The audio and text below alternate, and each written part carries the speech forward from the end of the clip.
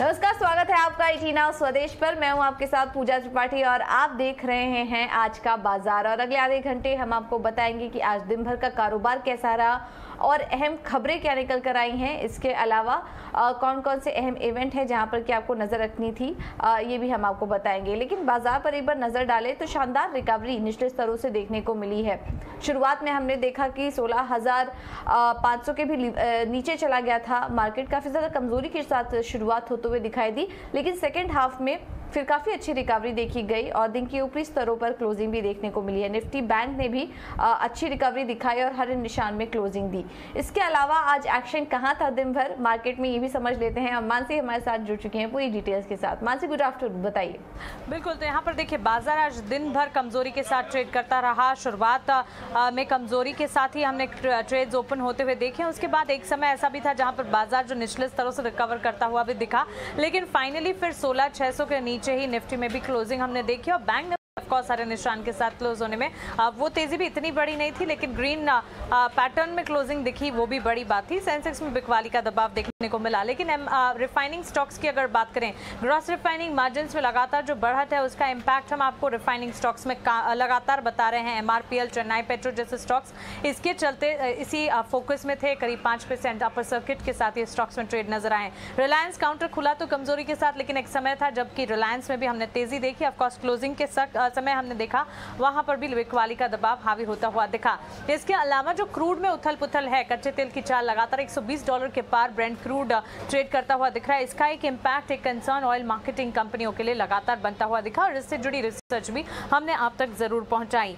Auto stocks, आज सुबह हमने आपको बताया था कि ऑटो स्टॉक्स पे आज फोकस रहेगा। फाडा के डेटा आते हुए दिखे, कुछ समय पहले ऑटो बिक्री के नंबर्स थे, इन तमाम का इम्पैक्ट और लगातार बजाज ऑटो में जिस तरह से सुबह हमने आपको राय दी थी बाजार खुलने से पहले, बाजार खुलने के बाद स्टॉक में रिएक्शन देखने को मिला। मूव, शानदार अप मूव के साथ स्टॉक में हमने क्लोजिंग भी देखी। मेटल स्पेस फोकस में थे। 2 बजे जब क्लोजिंग कॉल की शुरुआत हम कर रहे थे, हमने आपको बताया था कि मेटल स्पेस है जो कि फिलहाल आउट परफॉर्म कर रहे हैं। JSW स्टील, टाटा स्टील जैसे स्टॉक्स में हरे निशान के साथ वहां पर ट्रेड्स नजर आए। इसके अलावा बाजार के अन्य गेनर्स की अगर बात करें जो कि बाजार को काफी हद तक पॉजिटिविटी दे रहे थे, इसमें इन्फोसिस, ITC का स्टॉक था। ITC के स्टॉक पर लगातार हम देख रहे हैं एक्सपर्ट्स की पॉजिटिव राय अब बनती हुई दिख रही है। आज सुबह समीर अरोड़ा से जब बात हो रही थी, उन्होंने भी कहा कि उन्होंने अपने पोर्टफोलियो में ITC को रखा है और ITC में आगे भी काफी हद तक मोमेंटम बेस्ड कामकाज का अनुमान और भरोसा उन्हें है। इसके अलावा JSW स्टील तो था ही, लेकिन ICICI बैंक के स्टॉक में भी अच्छी बढ़त के बीच ट्रेड्स नजर आए। मिड कैप में oil India, Adani power, Adani total gas, Adani group of stocks में अच्छी तेजी थी। अडानी पावर में अपर सर्किट के साथ ट्रेड्स हमने देखे। अडानी टोटल गैस में भी करीब 4 से 5% के अपमूव्स के साथ ट्रेड्स दिखे। 0.4% की तेजी पर यह स्टॉक भी क्लोज होता हुआ दिखा। और इसी सूची में कई सारे स्टॉक्स जैसे टाटा एल्क्सी, डालमिया भारत शुगर प्ले भी फोकस में था, क्योंकि इथेनॉल ब्लेंडिंग इन पेट्रोल का जो लक्ष्य है 5 महीने पहले भारत ने हासिल किया है 10% का, और इसी के चलते शुगर स्टॉक्स में भी काफी हद तक हमने रुझान जो है तेजी का, पॉजिटिविटी का ही देखा।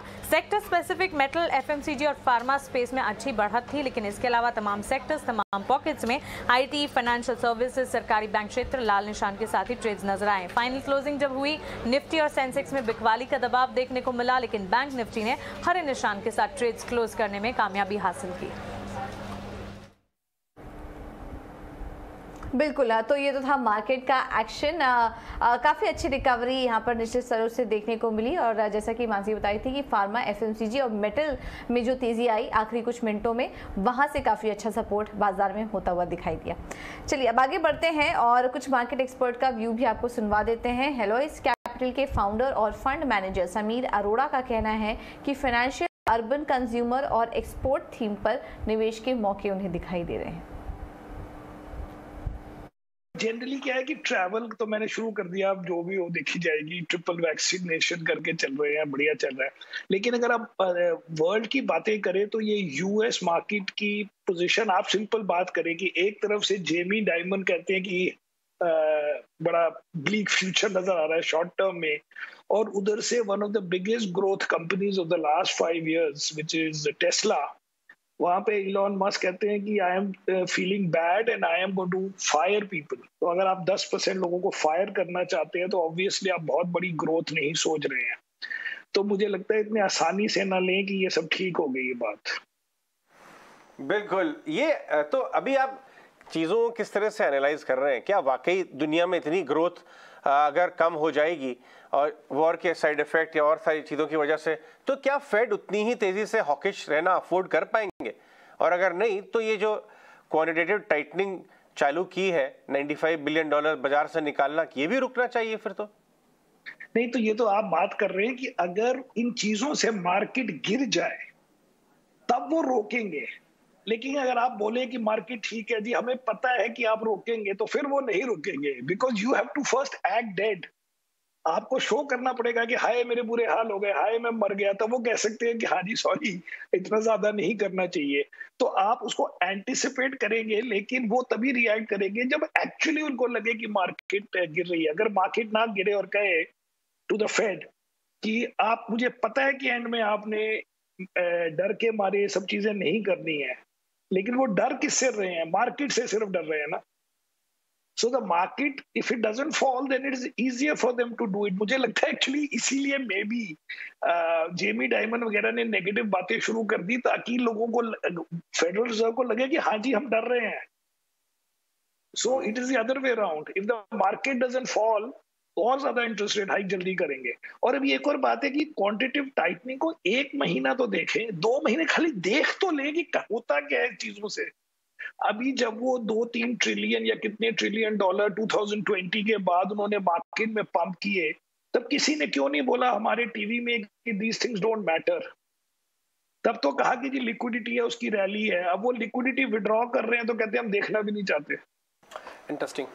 समीर, पहले तो बहुत शुक्रिया, आप 18 स्वदेश को समय दे रहे हैं। मैं जब आपके बारे में कुछ पढ़ रहा था, कुछ रिपोर्ट्स देख रहा था, तो मेरे को ये भी पता लगा कि रिसेंटली आपने 2 शेयर ऐड किए अपने पोर्टफोलियो में।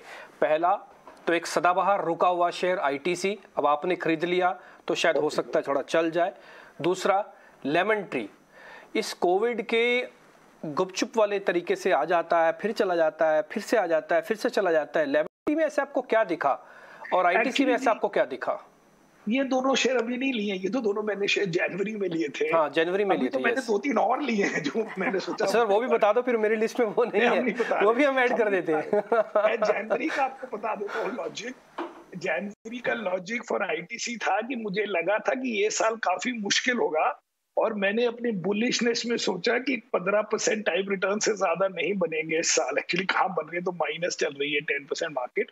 तो मैंने सोचा कि 10-15% अगर मार्केट ने बढ़ना है तो फिर ITC भी ठीक है उस हिसाब से, क्योंकि इतने रिटर्न बनाने के लिए देयर वाज हाई कॉन्फिडेंस। अब वो बन गए हैं, लेकिन अब हमने बेचा नहीं, क्योंकि मार्केट अभी भी हमें थोड़ी डल या वीक लगती है। और लेमन ट्री तो हमने जैन फेब में लिया था बेसिकली ऑन द बेसिस की ओपनिंग अप ट्रेड में, इवन इफ फॉरेन मतलब टूरिस्ट कैन नॉट कम उस वक्त, एंड अभी भी काफी कम होंगे रिलेटिवली, तो at least domestic travel will start, and वो सॉर्ट ऑफ पिटा हुआ शेयर है, you can say pre IP जो 2019 से लोअर प्राइसेस वगैरह में है, और था 54-55 थी प्राइस उस वक्त आई थिंक। तो अब वो ठीक है, थोड़ा चल गया relative to market, but these are not new purchases. बिल्कुल, तो ये थे मार्केट एक्सपर्ट समीर अरोड़ा अपना व्यू शेयर करते हुए बाजार पर।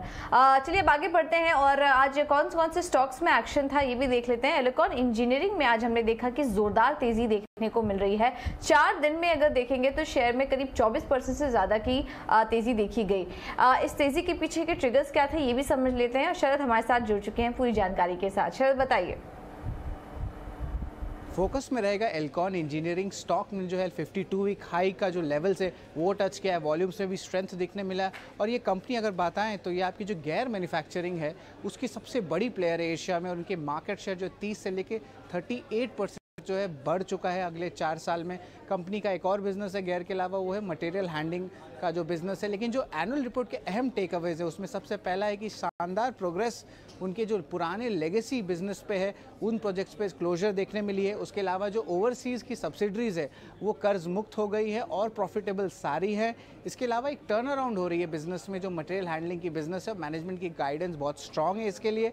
ऑर्डर इनटेक गैस बिजनेस का भी जो है बहुत स्ट्रांग देखा गया है डिमांड एनवायरनमेंट को देखते हुए। और भारत की जो गवर्नमेंट की कैपेक्स है उसकी जो बजट में बढ़ोतरी के कारण जो है इस स्टॉक में भी जो एक पॉजिटिव रिएक्शन देखने मिल सकता है। आगे के ट्रिगर्स जाते हुए जो है ऑफकोर्स जो डिमांड है दोनों सेगमेंट के लिए इम्पैक्टेड है, क्योंकि जो डिमांड आ रही है माइनिंग, स्टील, पावर और इंफ्रास्ट्रक्चर एक्टिविटी से, उससे जुड़े हुए हैं ये स्टॉक का प्राइस मूवमेंट। और अगर फाइनेंशियल्स की बात करें तो आय में और मुनाफे में ये दोनों पैरामीटर्स में एक अच्छी ग्रोथ पिछले 5 साल में देखी गई है। और ईपीएस देखा गया है तो पिछले साल अगर 5 रुपये था तो अब जो है 13 रुपये प्रति शेयर हो गया है वित्त साल 2022 के लिए। और जो डेट इक्विटी रेशियो वो भी कम हो चुका है पिछले 5 साल में अगर आंकड़े देखें। लेकिन हालांकि 2 रिस्क ज़रूर है स्टॉक से associated.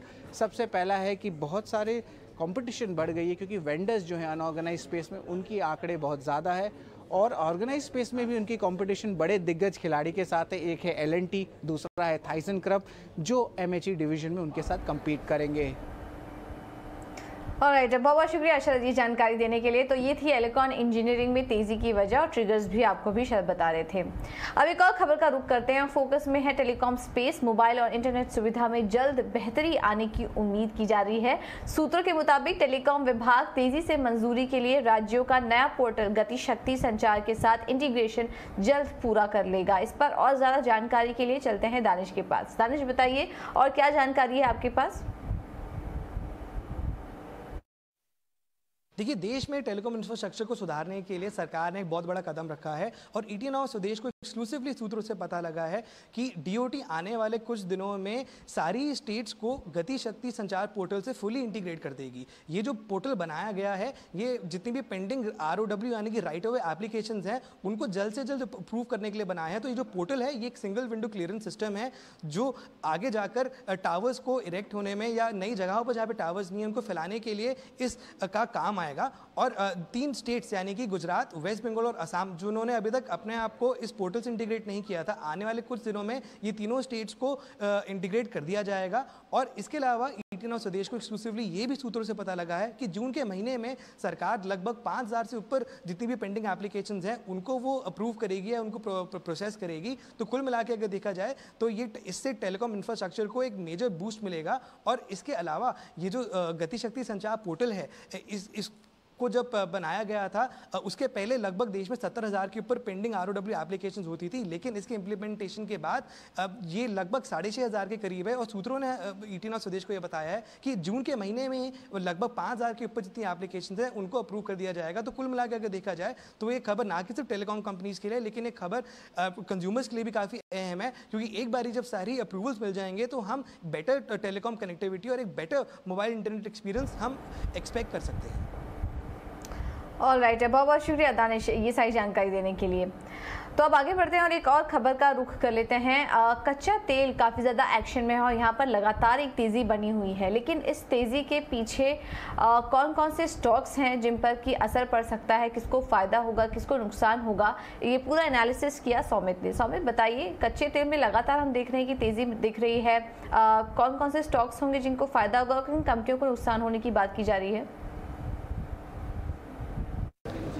Oil and gas space में कुछ डेवलपमेंट्स हुए हैं। पहले तो अगर हम देखते तो ब्रेंट क्रूड का जो प्राइस $120 पर बैरल लेवल के ऊपर चल रहे हैं। उसी के साथ अगर हम देखते हैं तो सिंगापुर ग्रॉस रिफाइनिंग मार्जिन्स जो है वो अपने न्यू लाइफ हाइस पे है, अराउंड $25 पर बैरल के लेवल्स पे। और उसी के साथ ऑयल मार्केटिंग कंपनीज रशिया से क्रूड इंपोर्ट कर रहे हैं डिस्काउंट पे। तो इसका क्या इम्पैक्ट होता है, पहले तो ऑयल मार्केटिंग कंपनीज पे अगर हम देखते तो हाई क्रूड प्राइसेस का एक नेगेटिव इम्पैक्ट आएगा ऑयल मार्केटिंग कंपनीज पे, बिकॉज वो ये जो हायर इम्पैक्ट है क्रूड का वो कंज्यूमर्स को पास ऑन नहीं कर रहे। अगर हम देखते हैं तो रिटेल फ्यूल प्राइसेस जो है, जो कि पेट्रोल और डीजल है, उसके प्राइसेस अनचेंज रहे हैं काफ़ी टाइम से, जिसकी वजह से मार्केटिंग बिजनेस में एक लॉसेस आ रहे हैं ऑयल मार्केटिंग कंपनीज को। अब एनालिस्ट के हिसाब से ₹1 पर लीटर का जो लॉस होता है मार्केटिंग में, उसकी वजह से जो ऑयल मार्केटिंग कंपनीज की अर्निंग्स है, जो कि IOCL, BPCL और HPCL है, उस पर करीब 26 से 40% का नेगेटिव इम्पैक्ट देखने को मिलता है।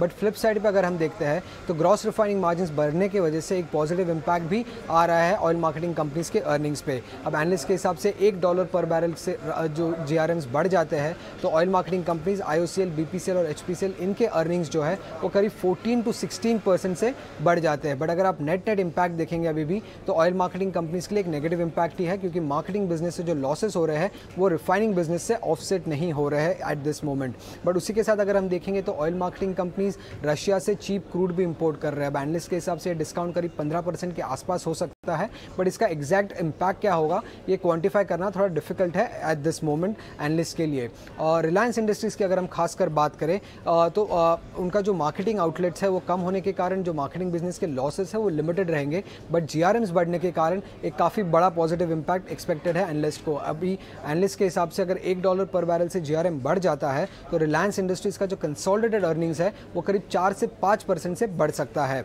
उसी के साथ अगर हम देखें तो कोई और कंपनीज भी है जैसे कि MRPL और चेन्नई पेट्रो, जिन पे भी एक पॉजिटिव इम्पैक्ट आता है जीआरएम्स बढ़ने का, और हमें ये क्लियरली दिख रहा है आज के ट्रेड में क्योंकि दोनों ही स्टॉक में 5% का अपर सर्किट लगा है। बिल्कुल, तो ऑयल मार्केटिंग कंपनियों को नुकसान हो सकता है लेकिन रिफाइनिंग कंपनियों को फायदा होगा, जैसे कि रिलायंस और आज हमने देखा MRPL और चेन्नई पेट्रो में भी आज अच्छी तेजी देखने को मिली। बहुत बहुत शुक्रिया सौमित ये जानकारी देने के लिए। आज़ादी का अमृत महोत्सव शुरू हो चुका है और इस मौके पर प्रधानमंत्री नरेंद्र मोदी ने जन समर्थ पोर्टल लॉन्च किया जिससे लोन मिलने में आसानी होगी। पोर्टल से जुड़ी और डिटेल्स पर संवाददाता प्रकाश प्रियदर्शी ने बैंक ऑफ इंडिया के मैनेजिंग डायरेक्टर अतनु कुमार दास से खास बातचीत की और आइए आपको सुनवा देते हैं उन्होंने क्या कहा। इसका जो आपको आउटकम मिलेंगे वो जितना क्रेडिट ग्रोथ के ऊपर नहीं, वो जैसे प्रधानमंत्री ने बताया सुगमता, सहज तरीके से लोन प्राप्त हो सकते हैं और आपको तरह तरह के ऑफिस जाना नहीं, बार बार फॉलोअप नहीं करना है, आपको बैठे बैठे स्टेटस का पता लग जाएगा। जब आप अप्लाई करोगी आपको ऑल्टरनेटिव्स मिलेंगे, कौन से बैंक में जाना है, फिर आपकी मनमर्जी जैसे चाहो आप अप्लाई करो। तो इस पोर्टल के जरिए सिर्फ वो 13 सर्विसेज जो कि क्रेडिट सब्सिडी स्कीम के दायरे में आती हैं उसी के लिए लोन मिलेगा या नॉर्मल लोन के लिए? नहीं, उसी के लिए। अभी फिलहाल तो शुरुआत में 13 स्कीम्स इम्प्लीमेंट हो गए हैं, सारे बैंक्स में एक्टिव हो गया है ये, और आई थिंक ज्यों ज्यों समय चलेगा तो और स्कीम्स ऐड होते जाएंगे। डॉक्यूमेंटेशन प्रोसेस जो है वो बाकियों से अलग होगा, ये ज्यादा सरल होगा? ये भी सरल होगा। सरलीकरण एक इम्पोर्टेंट आधार है इस इनिशिएटिव का। और कितने वक्त में उम्मीद की जा रही है कि लोन मिल जाएगा? ऐसे तो बताना जरूरी नहीं, रियल टाइम ही हो सकता है क्योंकि सिस्टम ही सब कुछ देगा। जब आपके पास सारे चीजें एम्बेडेड है, IT रिटर्न्स लेके, GST लेके और बाकी सारे जब प्रॉपर्टी का पेपर्स का है, तो वो जो हो जाता है तो उसका सरलीकरण बहुत आसानी से, मुझे लगता है 6-8 दिन में, 1 हफ्ता मैक्सिमम हो जाएगा। ऑलराइट, तो ये थी पोर्टल की जानकारी आपके लिए। लेकिन चलिए आगे बढ़ते हैं और एक स्टॉक पर फोकस करते हैं और वो है LIC का शेयर। LIC में हम देख रहे हैं कि निवेशकों को बुरी तरह से निराशा हाथ लगी है। लिस्टिंग के बाद शेयर लगातार फिसलता जा रहा है और शेयर में निवेशकों को हम देख रहे हैं कि काफ़ी ज़्यादा नुकसान भी हो चुका है। लगातार 5वें दिन गिरावट थी और 800 का जो स्तर था उसके भी नीचे आ चुका है। करीब 949 के इशू प्राइस पर आया था ये और वहाँ से देखेंगे तो 17% नीचे आ चुका है और इसका जो मार्केट कैप है वो 5 लाख करोड़ के नीचे है। अब इसमें जो LIC के IPO में जो इशू प्राइस है, जिस प्राइस पर ये शेयरधारकों को अलॉट हुआ है उसमें रिटेल निवेशकों को देखिए 904 पे हुआ था, कर्मचारियों को 904 पे हुआ था, पॉलिसी होल्डर्स को 889 के प्राइस पर हुआ था। तो इन सभी को हर लेवल पर जिस स्तर पर इन्होंने एंट्री लेने की कोशिश की है सभी को नुकसान हो रहा है। उसके बाद गिरावट के बाद भी, लिस्टिंग के बाद भी किसी ने एंट्री लेने की कोशिश की, वहां पर भी इन्वेस्टर्स को नुकसान ही झेलना पड़ा। और ब्रोकर्स, यहाँ पर ब्रोकरेज हाउस की भी जो दाव लगा था कंपनी पर वो भी उल्टा पड़ता हुआ नजर आया। लिस्टिंग के ठीक पहले मैक्वारी ने रिपोर्ट जारी की थी जिसमें 1000 का लेवल दिया था और न्यूट्रल की राय दी थी। इसके अलावा MK ग्लोबल ने 875 की यहाँ पर लक्ष्य दिया है, रेटिंग होल्ड की दी थी। तो वहां से तो काफी नीचे आ चुका है शेयर, इनके जो लक्ष्य थे और करीब 17 एनालिस्ट ने IPO में पैसे लगाने की सलाह दी थी। तो हम देख रहे हैं कि उन सभी को यहाँ पर नुकसान झेलना पड़ रहा है और जो शेयर है वो इस वक्त 782 के अपने निचले स्तर पर कारोबार कर रहा है। तो काफ़ी ज़्यादा नुकसान यहाँ पर LIC के शेयरधारकों को झेलना पड़ा। तो चलिए LIC का ये एक अपडेट था आपकी स्क्रीन पर और LIC में आगे की चाल कैसी रहती है इस पर हमारी नज़र बनी रहेगी। पर चलिए ये तो बात हुई इक्विटी मार्केट के एक्शन की, लेकिन कमोडिटी मार्केट में इस वक्त क्या हालात हैं ये भी समझ लेते हैं और विश्व मोहन हमारे साथ जुड़ चुके हैं पूरी जानकारी लेकर। विश्व मोहन बताइए। देखिए आज कच्चे तेल में अच्छी तेज़ी दिख रही है और महीने भर की अगर बात करें तो ब्रेंट क्रूड 17.5% तक चढ़ चुका है, $120 के ऊपर अब टिक गया है भाव। और जिस तरह की तेज़ी दिख रही है, समर सीज़न की डिमांड US और यूरोप से आ रहे हैं। चीन में 1 जून से यहाँ पर कोरोना की जो पाबंदियाँ थी वो ज़्यादातर बड़े शहरों में ख़त्म कर दी गई हैं, उससे भी यहाँ पर डिमांड में रिकवरी दिख रही है। इसके अलावा जो दाम बढ़े हैं उसके बाद अब सऊदी अरब ने अपने अरब क्रूड लाइट के जो प्राइस है वो जुलाई महीने के लिए बढ़ा दिए हैं एशियाई ग्राहकों ग्राहकों के लिए, तो एक भी बुरी खबर है एशिया के जितने भी कंज्यूमर्स हैं उनके लिए। तो तमाम फैक्टर्स ऐसे हैं जो क्रूड को यहाँ पर सपोर्ट कर रहे हैं। और ओपेक प्लस का पिछले हफ्ते जो ओपेक प्लस ने क्रूड उत्पादन बढ़ाने का जो फैसला किया था, उससे सप्लाई उतनी ज़्यादा पर्याप्त नहीं होती दिख रही है, उस वजह से यहाँ पर गिरावट लगातार जारी है। अब डिस्काउंटेड प्राइस पर जो रूस से क्रूड की जो सप्लाई हो रही है उस पर अब पूरी मार्केट की नज़र है कि कैसे वहाँ से सप्लाई की भरपाई हो पाए, तभी क्रूड कीमतों को कुछ राहत मिलेगी। लेकिन ओवरऑल जितने भी फैक्टर्स अभी फिलहाल दिख रहे हैं वो ज़्यादातर क्रूड कीमतों में तेज़ी लाने वाले ही हैं। जी